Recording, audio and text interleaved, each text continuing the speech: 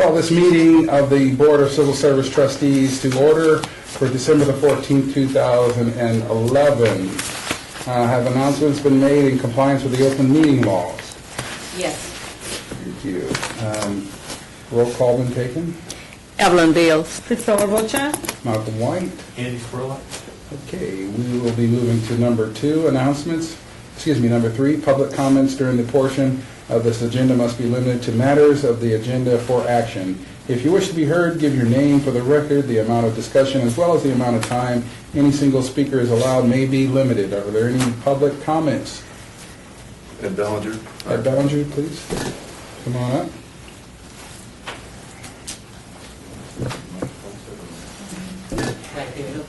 It'll pick up, yeah. And the room's pretty small.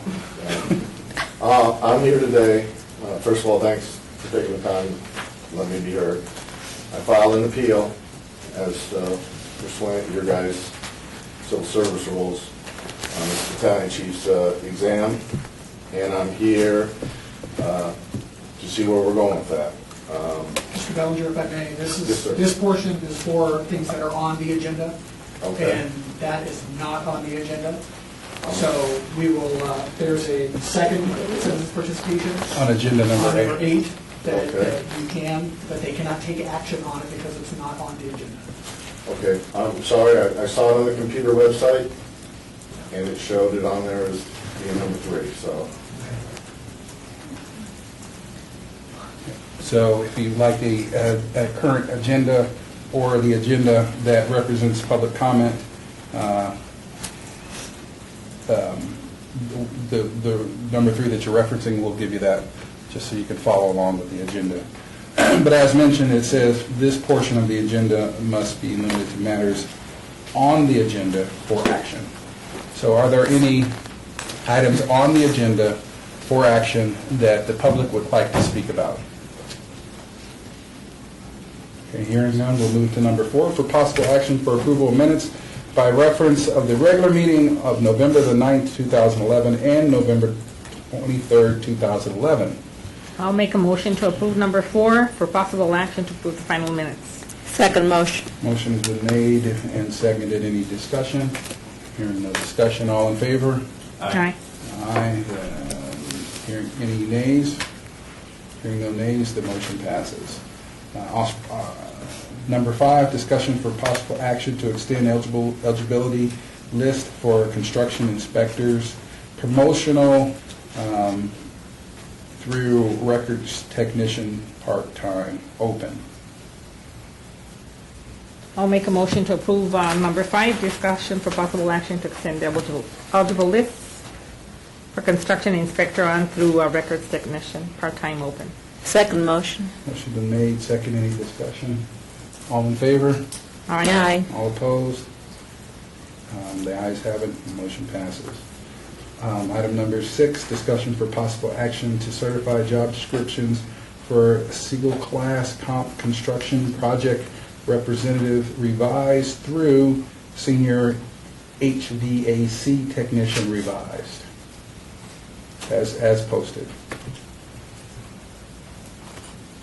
I'll make a motion to approve item number 6, discussion for possible action to certify job description for Siegel Class Com Construction Project, rep through Senior HVAC Technician Second motion. Motion has been made and seconded. Any discussion? Hearing no discussion, all in favor? Aye. Aye. All opposed? Ayes have it. Moving to number 7, discussion for possible action, abolish eligibility list for fire captain promotional.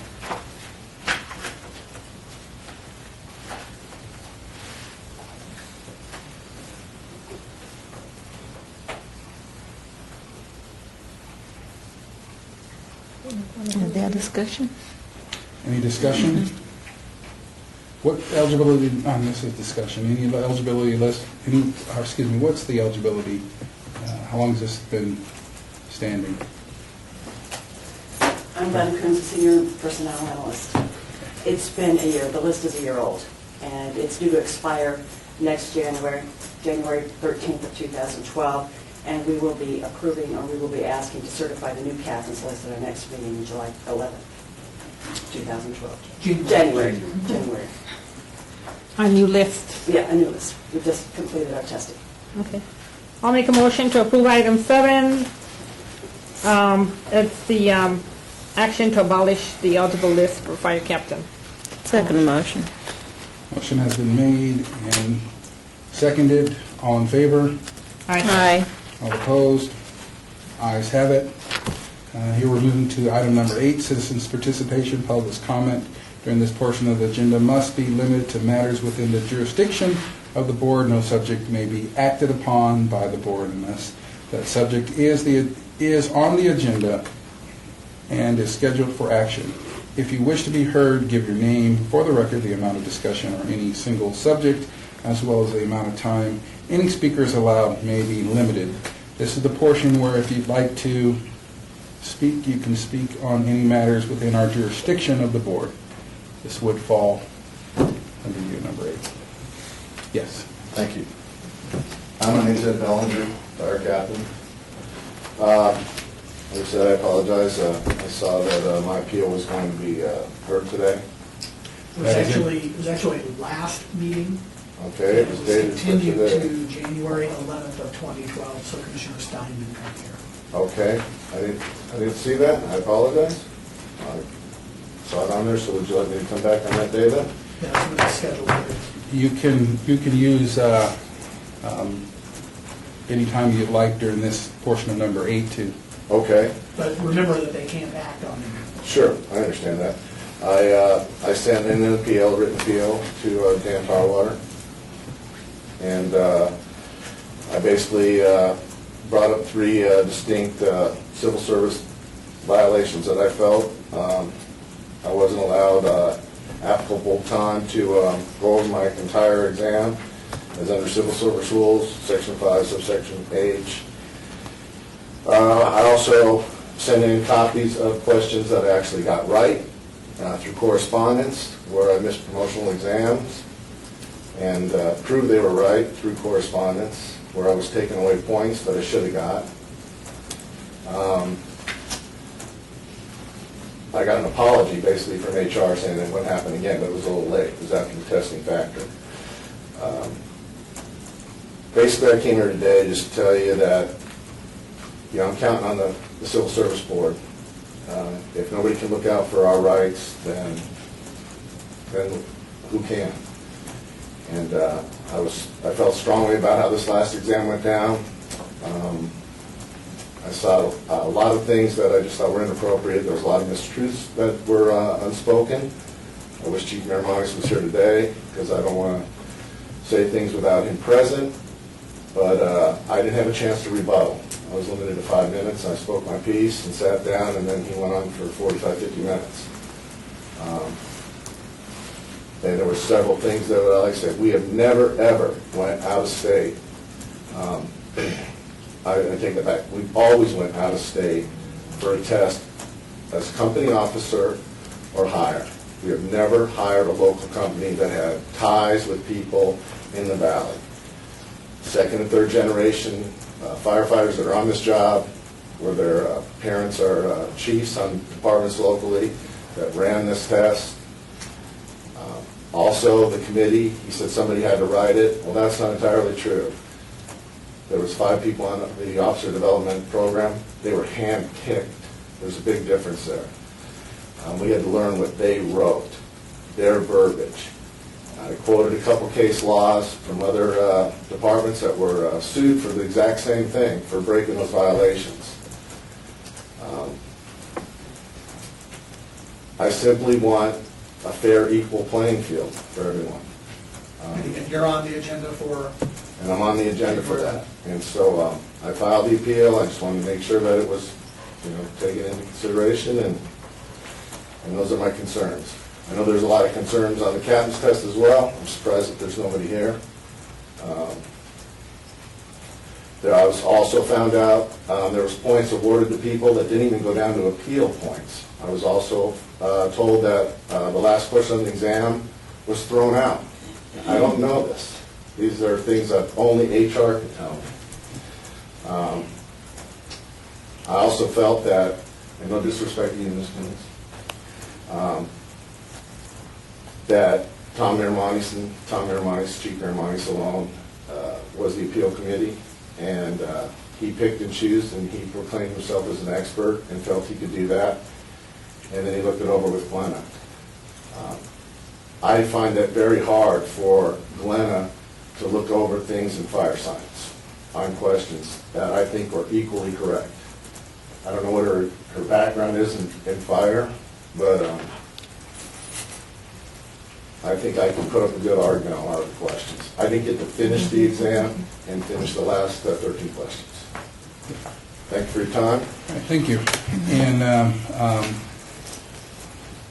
we are actually bound by the procedures in the civil service rules, so we have to follow those very concisely, and we have been instructed to have discussions surrounding that. Thank you very much. Are there any other citizens' participation at this point? Can I make one last comment? I'm sorry. One thing I just forgot. I'm a little nervous. Morgan Davis, I have a history with Morgan, and I'd ask that he be recused from anything that I have to say. And I'll get into that more on my appeal. Thank you.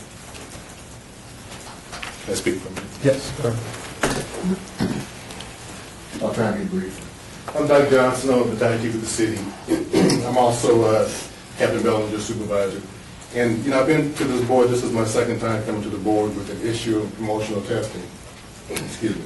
And so, the last time we met and we had an issue, the board said, yes, we recognize it was wrong, but the financial impact is too much. So we're going to approve this list. And I kind of heard that statement made last meeting when we did the receipts list.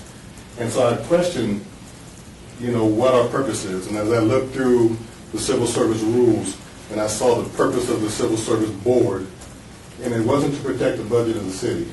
It was to protect the rights of the employees. So I would just ask you, I might not be here on the 11th, but I would ask you, when you look at this appeal, think about what our real purpose is here, that we protect the rights of the employees, that, excuse me, that when they bring things to you or we recognize there's a wrong or an injustice, that we're able to act on it without worrying about the city's budget. There's enough people to protect the city and the budget. There's people whose job that is. I don't know that that's your responsibility necessarily. Now, I know you can't be reckless, but I don't know that that's your responsibility. So I'd ask you on January 11th, have a good look at the appeal, have a good look at the letter, have a look at the process and see if it was fair and see if it was just for all the employees. Think about how many people dropped out of this test because they thought they threw their hands up, right? Look at those things and look at the process that the city's going through and see if you can help them out. And then that's all I'd ask for that. Okay? Thank you very much. Just as a comment back, the decision for the board was done individually. There were some questions based on intent as to why they chose to do what they did. Mr. White, you're not allowed to respond. There you go. Thank you. As I mentioned before, we're bound by the rules of the Civil Service Board trustees, and we will continue to operate in that fashion. Thank you for your comment. Are there anyone else that would like to participate in the citizens' participation at this particular point? Then we'll move to number 9, meeting adjourned.